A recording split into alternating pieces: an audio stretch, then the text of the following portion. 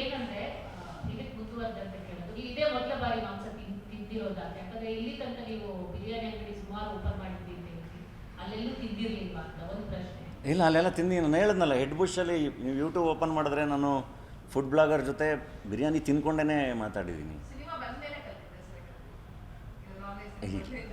ಇಲ್ಲ ಅದೇನಾಗೋದು ಗೊತ್ತಾ, once again ನಿಮಗೆ ಅದು ಡಿಸ್ಕಷನ್ ನಾವು ಈಗ ನಾನು ಅದನ್ನು ಹೇಳೋಕ್ಕೆ ಶುರು ಮಾಡಿದ್ರೆ ಎಲ್ಲಿವರೆಗೂ ತೊಗೊಂಡೋಗ್ಬೋದು. ಬಟ್ ಏನಾಗುತ್ತೆ ಅಂದರೆ ಆ ಇಶ್ಯೂ ಕ್ರಿಯೇಟ್ ಮಾಡಿರೋರಿಗೆ ನಾನೇನಾದರೂ ನಾನು ಎಲ್ಲಿಂದ ಶುರು ಮಾಡಿದೆ, ಯಾಕೆ ಶುರು ಮಾಡಿದೆ ಅಂತ ಎಕ್ಸ್ಪ್ಲೈನ್ ಮಾಡಿದ್ರೆ ನಾನು ಅವ್ರಿಗೆ ಓಕೆ ಅಂದರೆ ಅವ್ರ ಉದ್ದೇಶ ಈಡೇರ್ದಂಗೆ ಅದು ನಾನು ಜಸ್ಟಿಫೈ ಮಾಡ್ತಾಯಿದ್ದೀನಿ ಅಂತ. I don't have to justify. So ನನ್ನ ಈಗ ಎಲ್ಲಿಂದ ಶುರು ಮಾಡಿದ್ರೆ ಮತ್ತೆ ಹಿಂದಕ್ಕೆ ಹೋಗ್ಬೇಕು, ಅದೇ ಹೇಳೋದ್ನಲ್ಲ, ಅದನ್ನು ಜಸ್ಟಿಫೈ ಮಾಡೋ ಅವಶ್ಯಕತೆ ಇಲ್ಲ. ಸರ್, ಆ ಟೈಮಲ್ಲಿ ತುಂಬಾ ಚರ್ಚೆ ಆಗಿತ್ತು. ಆ ಸಂದರ್ಭದಲ್ಲಿ ಧನಂಜಯ ಅವರು ರಿಯಾಕ್ಟ್ ಮಾಡಿರಲಿಲ್ಲ, ಆ ಕಾರಣ ತಿಳ್ಕೋಬಹುದು. ಆ ಸಂದರ್ಭಕ್ಕೆ ಇದು ಚರ್ಚೆಗಳಾಗ್ತಿರೋ ಸಂದರ್ಭದಲ್ಲಿ ಸೋಷಿಯಲ್ ಮೀಡಿಯಾ ಆಗಿರ್ಬೋದು, ಪರ್ಸನಲಿ ಯಾವುದೇ ರೀತಿಯಲ್ಲಿ ರಿಯಾಕ್ಟ್ ಮಾಡಕ್ಕೆ ಹೋಗಿರಲಿಲ್ಲ. ಇಲ್ಲ ಅಂದರೆ ಎಲ್ಲೋ ಒಬ್ರೊಬ್ರು ಕಮೆಂಟ್ಸ್ಗಳು ಅದು ಇದು ನೋಡಿದ್ದೆ, ಬಟ್ ಇಷ್ಟು ದೊಡ್ಡದಾಗುತ್ತೆ ಅಂತ ಐ ಡಿಂಟ್ ನೋ. ಬಟ್ ಒಂದು ಕಡೆ ಅದು ಹಂಗೆ ನೋಡ್ರಿ, ಟಗರು ಪಲ್ಯ ಸಿನಿಮಾದಲ್ಲಿ ಟಗರು ಪಲ್ಯ ಅಂತ ಸಿನಿಮಾನೇ ಮಾಡಿದ್ದೀವಿ, ನಾನೇ ಪ್ರೊಡಕ್ಷನ್ ಮಾಡಿರೋದು. ನನಗೆ ಆ ಸಬ್ಜೆಕ್ಟ್ ಭಾಳ ಇಷ್ಟ ಆಗಿತ್ತು. ಆ್ಯಂಡ್ ನಾನೇ ಹಾಡು ಕೂಡ ಬರ್ದಿದ್ದೀನಿ ಅದರಲ್ಲಿ, ಅಂದರೆ ಊಟದ ಬಗ್ಗೆನೇ ಬರ್ದಿದ್ದೀನಿ. ನನ್ನ ರುಚಿ ನಂದು, ನಿನ್ನ ರುಚಿ ನಿಂದು ಅಂತಲೇ ಬರ್ದಿದ್ದೀನಿ. ಅಂದರೆ ಚಂದ ಕೋಳಿ ಸಾರು ಅಷ್ಟೇ ಚಂದ ಕೀರು, ನನ್ನ ರುಚಿ ನಂದು ನಿನ್ನ ರುಚಿ ನಿಂದು, ಚಂದ ಸುಟ್ಟ ಮೀನು ಅಷ್ಟೇ ಚೆನ್ನಾಗಿ ಇಣ್ಣು, ನನ್ನ ರುಚಿ ನಂದು ನಿನ್ನ ರುಚಿ ನಿಂದು. ಹಸಿವು ದೇವರಲ್ವ, ಹಸಿರು ದೇವರಲ್ವ, ರುಚಿಯು ದೇವರಲ್ಲವೇ ಅಂತ. ಫುಡ್ ಅಲ್ವಾ, ನಾನು ಭಾಳ ಎಂಜಾಯ್ ಮಾಡ್ತೀನಿ. ನಾನು ನೋಡಿದ್ರೆ ನಮ್ಮ ಮನೇಲಿ ಮಾಡೋ ಚಿತ್ರಾನ್ನದಿಂದ ಹಿಡಿದು ಪುಳಿಯೋಗರೆಯಿಂದ ಹಿಡಿದು ಎಲ್ಲ ಬಿರಿಯಾನಿವರೆಗೂ ಭಾಳ ಇಷ್ಟ ಆಗುತ್ತೆ. ಏನೇನು ಇಷ್ಟ ಆಗುತ್ತೆ ಎಲ್ಲ ಚೆನ್ನಾಗಿ ತಿಂತೀನಿ. ಆ್ಯಂಡ್ ನಾನೊಬ್ಬ ಕಲಾವಿದಲ್ಲ, ನನಗೆ ಭಾಳ ಪ್ರೀತಿಯಿಂದ ಭಾಳ ಜನ ಓದ್ ಕಡೆ ಎಲ್ಲದನ್ನು ಆಫರ್ ಮಾಡ್ತಾರೆ. ನನಗೆ ಅದನ್ನು ಆ ಪ್ರೀತಿನ ರಿಜೆಕ್ಟ್ ಮಾಡಿ ಅಭ್ಯಾಸ ಇಲ್ಲ. ಸೊ ನಾನು ಭಾಳ ಚೆನ್ನಾಗಿ ಅದನ್ನು ಅಕ್ಸೆಪ್ಟ್ ಮಾಡ್ಕೋತೀನಿ.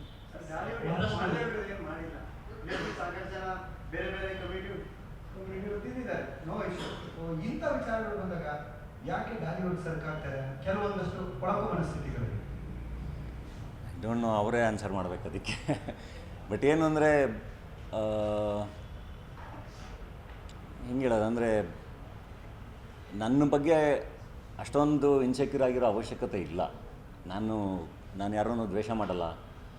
ನನ್ನ ಪಡೆಗೆ ನಾನು ಇರ್ತೀನಿ, ನನ್ನ ಕೆಲಸಗಳು ಮಾಡ್ಕೊಂಡಿರ್ತೀನಿ. ಸೊ ಈ ಮಧ್ಯೆ ಈ ಥರದ್ದೊಂದೊಂದು ಕ್ರಿಯೇಟ್ ಮಾಡೋ ಅವಶ್ಯಕತೆ ಇಲ್ಲ. ಬಟ್ ಅದು ಒಳ್ಳೆಯದಕ್ಕಾಗುತ್ತೆ ಅಂದರೆ ಐ ಆಮ್ ಫೈನ್. ಇದಾಗಿರೋದು ಆ್ಯಕ್ಚುಲಿ ಭಾಳ ಒಳ್ಳೆ ಡಿಸ್ಕಷನ್. ಇದು ನನಗೆ ಭಾಳ ಖುಷಿಯಾಗಿದೆ.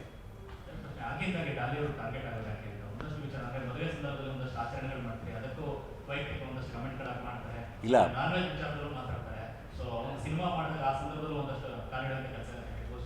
ನನಗೆ ಅದೊಂದು ಖುಷಿ. ಆ್ಯಕ್ಚುಲಿ ಅದ್ರ ಬಗ್ಗೆನೂ ಭಾಳ ಹೆಮ್ಮೆ ಇದೆ. ದ ಮೋಸ್ಟ್ ಕ್ವಶನ್ಡ್ ಆ್ಯಕ್ಟರ್ ನಾನು ಏನು ಮಾಡಿದ್ರು ಭಾಳ ಪ್ರಶ್ನೆಗಳು ಬರುತ್ತಲ್ಲ, ಅದು ನನಗೆ ಭಾಳ ಖುಷಿ ಇದೆ.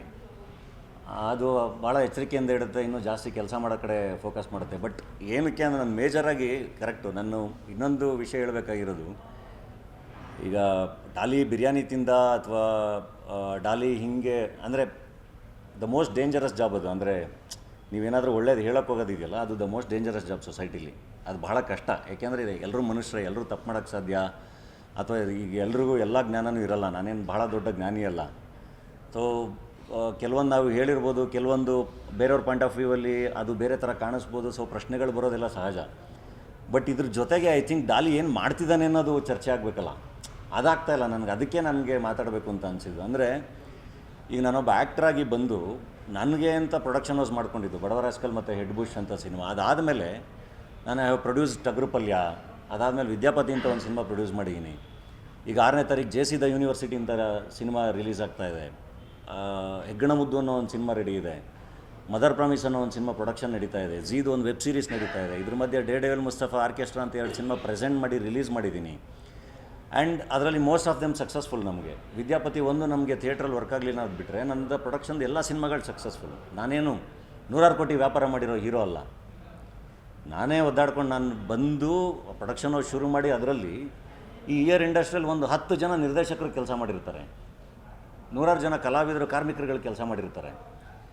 ಆ್ಯಂಡ್ ನಾನೇನೋ ಒಂದು ಬೇರೆ ಏನೋ ಒಂದು ಓದಾಡ್ತಾ ಇದ್ದೀನಲ್ಲ, ಬೇರೆ ಏನೋ ಒಂದು ಕೆಲಸ ಮಾಡ್ತಾ ಇದ್ದೀನಲ್ಲ, ಕಾಂಟ್ರಿಬ್ಯೂಟ್ ಮಾಡ್ತಾ ಇದ್ದೀನಲ್ಲ, ಆ ಒಂದು ಅದು ಬಿಸ್ನೆಸ್ಸೇ ಹೌದು, ಬಟ್ ಇಂಡಸ್ಟ್ರೀಲಿ ನಾನು ವಾಪಸ್ ಇಲ್ಲ ಇನ್ವೆಸ್ಟ್ ಮಾಡಿ ಏನೋ ಮಾಡ್ತಾ ಇದ್ದೀನಲ್ಲ, ಒಂದಿಷ್ಟು ಜನ ಸೇರ್ಕೊಂಡು ಏನೋ ಕೆಲಸ ಮಾಡ್ತಾ ಇದ್ದಾರಲ್ಲ, ವಾಟ್ ಎವರ್ ದ ರಿಸಲ್ಟ್ಸ್ ಏನು ಬರುತ್ತೆ ನನಗೂ ಗೊತ್ತಿಲ್ಲ, ಬಟ್ ಆ ರಿಸ್ಕ್ ತೊಗೋತಾ ಇದ್ದೀನಲ್ಲ, ಅದ್ರ ಬಗ್ಗೆ ಮಾತುಕತೆಗಳಾಗಬೇಕಲ್ವಾ. ನಾನು ಏನು ಮಾಡ್ತಾಯಿದ್ದೀನಿ, ಏನು ಕೆಲಸ ಮಾಡ್ತಾಯಿದ್ದೀನಿ ಅಂತ. ಇದು ನಾನು ಹೇಳ್ತಿರೋದು as a producer I am speaking. ಆ್ಯಕ್ಟ್ರಾಗಿನೂ ಕಂಟಿನ್ಯೂಸ್ ಸಿನಿಮಾಗಳು ನಡೀತಾ ಇದೆ. ಐ ಥಿಂಕ್ ಇದು ಬೈ ಜೂನ್ಗೆ 2 ವರ್ಷ ಗ್ಯಾಪ್ ಆಗುತ್ತೆ. ನಾನು ಯೂಶ್ವಲಿ ಗ್ಯಾಪ್ ತೊಗೊಂಡಿರಲಿಲ್ಲ.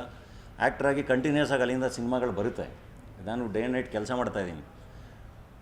ಆ ಕೆಲಸಗಳ ಬಗ್ಗೆನೂ ಮಾತುಕತೆ ಆಗಬೇಕಲ್ವ. ನಾನು ಮೊನ್ನೆ ನಮ್ಮ ಕೇಶವಮೂರ್ತಿ ಸರ್ ಒಂದು ಆರ್ಟಿಕಲ್ ಬರೆದಿದ್ರು, ಮಹೇಶ್ ಬಾಬು ಅವರು AMB ಸಿನಿಮಾಸ್ ಓಪನ್ ಆದಾಗ ಚೇತನ್ ಅಡಿಗೇರ್ ಅವರು ಮಾತಾಡಿದರು, ಬೇರೆ ಬೇರೆ ಹಿಂಗೆ AMB ಸಿನಿಮಾಸ್ ಬಂದಾಗ ನಾನು ಅವ್ರುಗಳಿಗೆ ಪರ್ಸ್ನಲಾಗಿ ಮೆಸೇಜ್ ಮಾಡಿದ್ದೆ, ನನಗೆ ಯಾವ ಥರ ಆ ಥರ ಪೊಟೆನ್ಷಿಯಲ್ ಬಂದರೆ ಖಂಡಿತ ನಾನು ಓಪನ್ ಮಾಡ್ತೀನಿ ಅಂತ.